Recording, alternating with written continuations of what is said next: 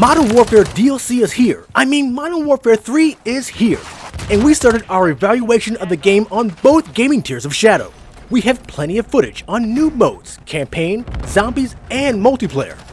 Now the real question is whether Shadow holds up for this new game, especially since Modern Warfare 2 was bogging down the performance of both these tiers. Is Shadow living up to its name as one of the best cloud gaming platforms, or should we look elsewhere? Well, let's aim down Shadow's sights and get that victory. Now I'm gonna start on the power upgrade first because even the power upgrade was having trouble running Modern Warfare 2 the last time we checked. If this is bad, then the boost tier is a bust. Now before I get into actual gameplay, check out the new Shadow app UI feature. It tests your connection in stages to see where your problems are. Pretty nice. Now if you've been keeping up with the campaign videos, I've been playing in 4K from Ultra to Extreme settings, and I've noticed that Extreme with DLSS set to performance does just fine at 4K. I was getting FPS from 70 to 110 FPS in the campaign with these settings, which is awesome. Does this translate well into multiplayer? Now before I get into that, be aware that it took about 10 minutes for the good old shaders for both tiers. Thankfully, that's not too bad. Now what was surprising was that things play very similar to the campaign on almost every map I played. I got an average of about 80 FPS at 4K across the board, which is much better than where we left off on Modern Warfare 2. Any resolution under this is gonna have no issues. Now the new mode, War Mode, is something I'm really enjoying. It's like Breakthrough on Battlefield, but with several different objectives on each stage. This mode has attackers and defenders each taking their turn, so this game mode can be long. Expect a long match. It adds a good change to Call of Duty, so I highly recommend. Now as a huge DMZ fan from 2, I was on the fence about zombies because I'm incredibly tired of zombie games. Now saying this mode is awesome and extremely hard the further you go into the center of the map. So make sure you bring a friend or two to really do some damage in this mode. You can go solo if you must, but it's not going to be pretty. And getting out of this mode? Good God, you thought DMZ AI was bad on Extract? Oh jeez, this puts that to shame. See, it is possible, but really, bring a friend. Now on to Shadow Base, or Boost, as they're now going back to calling it. This tier really took a hit with Modern Warfare 2 after the bloat. It's the beginning of this game's life cycle, so things are a bit different. I'm going to tell you right off the bat, don't go 4K on this tier.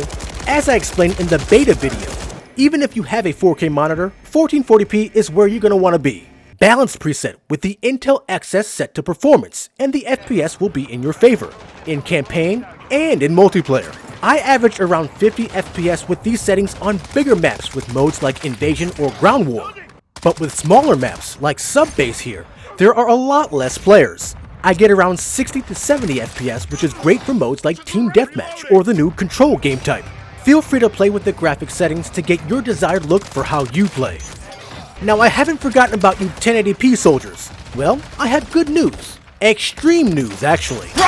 As of now, I'm able to put the graphic settings on the Extreme preset at 1080p and go crazy. Granted, the FPS bounced around in different directions on each map, but I do believe I averaged around 60 my whole playtime. This is actually pretty amazing. Did they do some optimizations? Hopefully, they needed to. I did play well, as you see here. You don't want, bro. You don't want. I'll play with you. Now for the bad news. Cheating is still in full swing already. You know, finding guys who shoot you before you even come around the corner? Yeah, gotta love it. If only this score meant on how much poontang pie you were gonna get, then maybe I would understand. But even then, that pie is store-bought and not homemade quality. Shake my damn head. Overall, Modern Warfare 3 plays wonderfully on both tiers of Shadow. I'm actually pleasantly surprised, to be honest with you. Granted, I might have to revisit this review once the game is over 6 months with several seasons under our belts. But for now, I don't have many complaints except for the decoder that still needs to be updated so we get frames consistently close to 60, especially at 4K. Other than that, things play great.